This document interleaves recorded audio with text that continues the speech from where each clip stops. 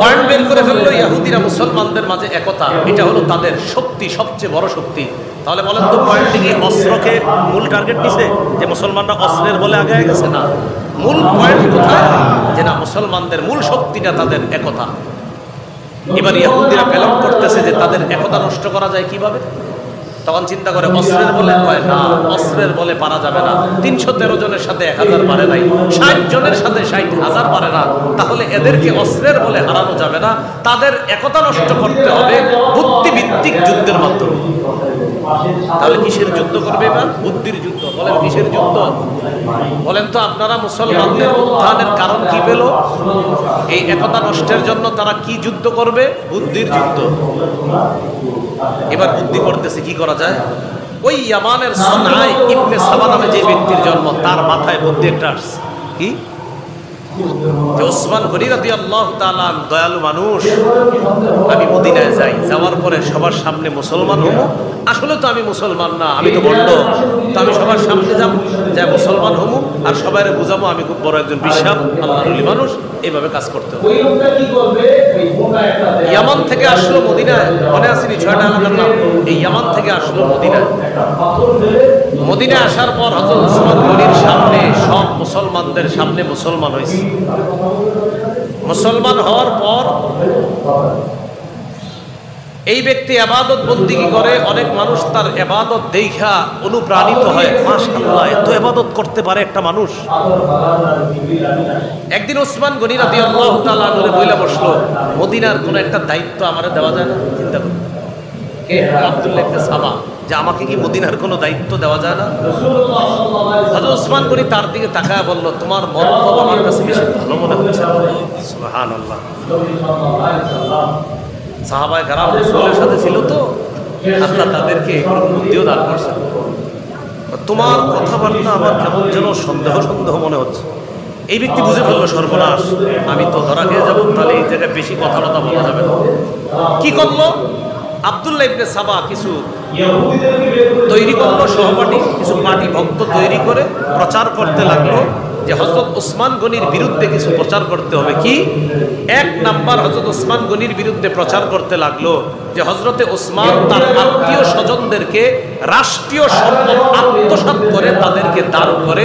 আওয়াজ দিয়ে বলেন নাউজুবিল্লাহ। আপনারা ইতিহাস পড়লে জানবেন যে হযরত ওসমান গনি 2 হাত ভরে দান করতেন, এটা তো অভ্যাস ছিল। তো এটারে পয়েন্ট দিল যে উসমান আসলে এই দান করে রাষ্ট্রীয় সম্পদ থেকে। এই গেল একটা কথা প্রচার করল। 2, মুসলমানদের একটা দুর্বলতা আছে। কি?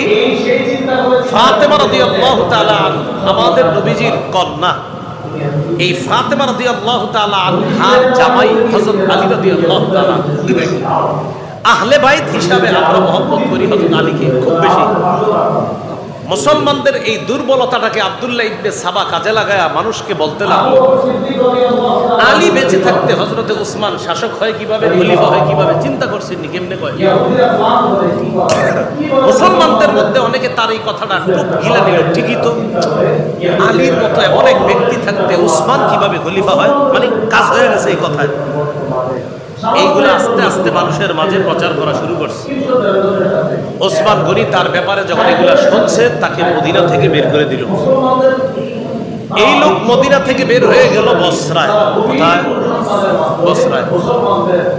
বসরায় যাওয়ার পর সে তার প্রচারের মধ্যে এইগুলা প্রচার করতে লাগলো। হযরত ওসমান আত্মসাৎকারী, আবার নাউজুবিল্লাহ পড়েন। আর হযরত ওসমান খেলাফতের যোগ্য না, তিনি উমাইয়া বংশের। উমাইয়া বংশের মানুষ কেন খলিফা হবে? হাশিমি বংশের লোক থাকতে হযরত আলী হলেন হাশিমি বংশের মানুষ। আমার নবীজি সাল্লাল্লাহু আলাইহি সাল্লামের জামাতা, তিনি থাকতে একটা উমাইয়া বংশের লোক কিভাবে শাসক হয়? এই কথাটা, মানে এই কথাটা সবাই টুক গেলে, ঠিকই তো, হাশিমি বংশ থাকতে উমাইয়া বংশের কিভাবে লোক শাসক হয়, খলিফা হয়? বসরার গভর্নর যখন জানতে পারছে এই লোক এই অবস্থা, বসরার গভর্নর তাকে বসরা থেকে বের করে দিল। বসরা থেকে এই লোক গেল কুফায়। কোথায়? কুফা। কুফায় যাওয়ার পর সেখানে গিয়ে থেকে আগে থেকেই কিছু লোক হযরত ওসমানের বিরোধিতা করে, আগে থেকেই। তাহলে তার এই জায়গায় একটু সহজ হয়ে গেল, তাদের মাঝে প্রচার প্রসার যখন চালাইতে লাগলো, কুফার গভর্নরও তার ব্যাপারটা জানতে পেরে সেখান থেকে তারা বের করে দিল, গেল শামে। শামের গভর্নর যিনি ছিলেন তখন আমিরে মুআবিয়া রাদিয়াল্লাহু তাআলা। মনে রাখবেন, পৃথিবীতে যত বুদ্ধিমান তীক্ষ্ণ দৃষ্টির অধিকারী শাসক ছিলেন তাদের মধ্যে আমিরে মুআবিয়া অন্যতম একজন শাসক, যাকে আল্লাহ প্রচুর তীক্ষ্ণ বুদ্ধির অধিকারী বানিয়েছেন। এই লোক শাম দেশে যাওয়ার পর, শাম দেশে যখন গেল, শামে যাওয়ার পর এই লোক চিন্তা করলো আমিরে মুআবিয়া তো খুব সতর্ক শাসক, তার আমলে তার রাজ্যে তেমন কিছু করা যাবে না, অপেক্ষা আছে কখন কারে বলা যায়। ঘটনাচক্রে একদিন কি করছে, নবীর এক সাহাবীর সাথে তার কথা, তার নাম আবু দারদা রাদিয়াল্লাহু তাআলা। কি নাম? আবু দারদা রাদিয়াল্লাহু তাআলা। এই আবু দারদা রাদিয়াল্লাহু তাআলা আনহুর সাথে যখন দেখা, আব্দুল্লাহ ইবনে সাবা, আপনার সাথে একটু কথা ছিল গুরুত্বপূর্ণ। কি কথা?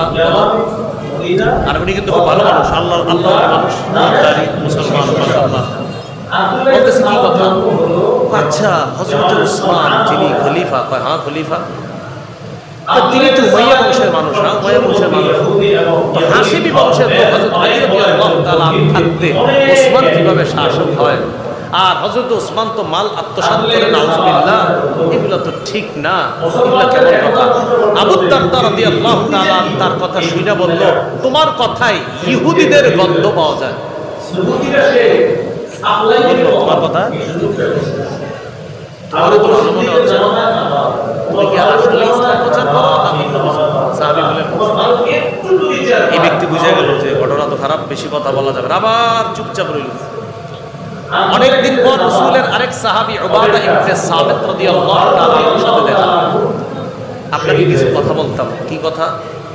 উবাদা ইবনে সামিত কে এবার হযরত উসমানের বিরুদ্ধে যখন বলা শুরু করবে, উবাদা ইবনে সামিত কিছু নাম মিলা পায়, আর দইরা আমিরে মুআবিয়ার কাছে লয়ে গেছে। এই লোকটা আমার ভালো মনে হইতেছে। আমিরে মুআবিয়া চিন্তা করলেন, এরে যদি এখন কিছু করি, এর দাড়ি আছে, টুপি আছে, অন্যরা বলবে টুপি দাড়িওয়ালা, আরেক টুপি দাড়িওয়ালারে দর্শ। আমিরে মুআবিয়া অনেক চিন্তা ভাবনা করে ফিতনা থেকে বাঁচার আশঙ্কায় তাকে শাম থেকে বের করে দিল।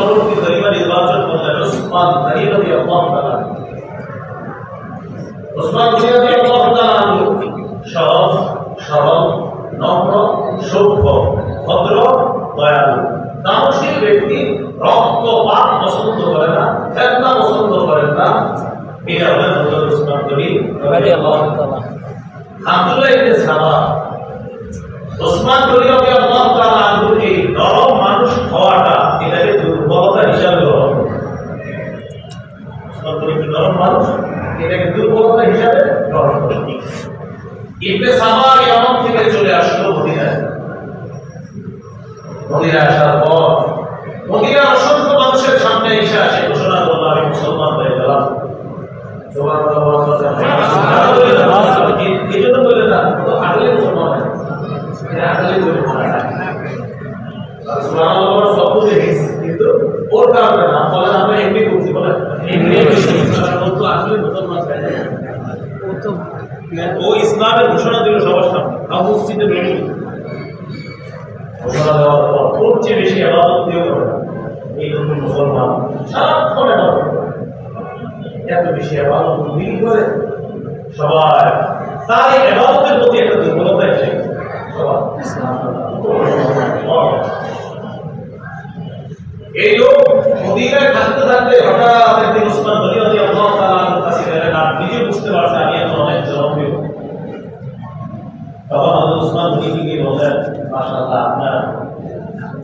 আপনি যে খলিফা, আপনি অনেক সুন্দর পরিচালনা করছেন, আপনি যদি আমাকে মদিনার কোনো একটা অঞ্চলের দায়িত্ব দিয়ে দিতেন, তাহলে আশা করি আমি আপনার এই দায়িত্ব দেওয়া সম্মান আমাকে করবেন, আমি যথাযথভাবে আপনার এবং আমি বুঝতেছি জাতির জন্য আমার কিছু দেওয়া দরকার। ওসমান গনি রাদিয়াল্লাহু তাআলা যে কথাটা বললেন, এটা শুনে আপনারা আল্লাহু আকবার বললেন। ওসমান গনি বললেন, তোমার কথায় ইহুদিবাদের গন্ধ আসছে। ইহুদিবাদের গন্ধ সুবিধাজনক। মহব্বতের জন্য বলে না আল্লাহ রাসূলের সাহাবী মহব্বতের জন্য।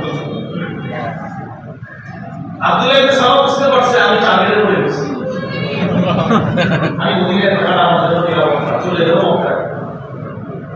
মক্কায় গিয়ে ইবাদত বন্দেগী খুব করে, মক্কায় যাওয়া তওয়াফ করে আপনার সবাই তার খুব খুশি, কারণ সবাই এটা জানছে মুসলমান, পুরো বিষয়গুলো জানা হয়েছে, খুবই ঘটনা। মক্কায় এসে সে সবার কাছে খুব জনপ্রিয় হয়ে গেছে। মক্কায় এসে সে একটা কথা জাতির কাছে প্রচার করতে লাগলো, এই কথা আপনাদের নোট করার মতো ভালো করে মনে রাখবেন। আচ্ছা আপনারা বলেন তো ভাই জাতির উদ্ধার আলী কোন বংশের? তো হাশিমি বংশের। হযরত ওসমান কোন বংশের? তো উমাইয়া বংশের। কার বংশধর? আলী বংশধর। তাহলে হাশিমি বংশের আলী থাকবে, উমাইয়া বংশের ওসমান কিভাবে তৈরি হবে? আমি বুঝতেছি প্রশ্ন করবে কি?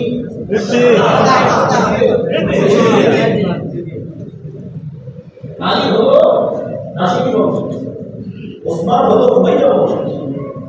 আলীর বংশ